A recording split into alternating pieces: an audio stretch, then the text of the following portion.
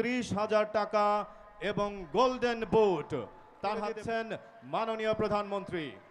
করছি দলীয় ট্রফি ও prize money গ্রহণ করছেন বাঞ্ছারামপুর মডেল সরকারি প্রাথমিক বিদ্যালয়ের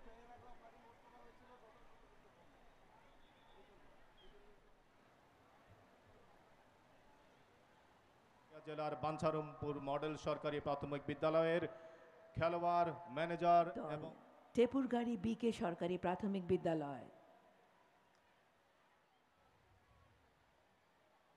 এবারে চ্যাম্পিয়ন দল সিলেট বিভাগের সিলেট জেলার আসবে বঙ্গবন্ধু গোল্ড কাপ ফুটবল টুর্নামেন্টের তৃতীয় স্থান অর্জনকারী দল। কাপের তৃতীয় স্থান অধিকারী দল রাজশাহী।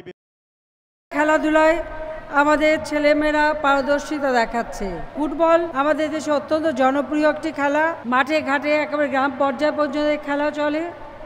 আমাদের মহান মুক্তিযুদ্ধের সময়ও এই ফুটবল দল গঠিত হয়। আমরা চাই যে আমাদের দেশের ছেলেমেয়েরা ফুটবল, সাংস্কৃতিক প্রতিযোগিতা এবং সকল ক্ষেত্রে একটা খেলাধুলা করবে, সাংস্কৃতিক প্রতিযোগিতা করবে, তাদের শরীর স্বাস্থ্য ভালো থাকবে, মন ভালো থাকবে, তারা ডিসিপ্লিন শিখবে এবং আগামী দিনে এই বাংলাদেশকে তারা নেতৃত্ব দেবে, সেটাই আমি চাই।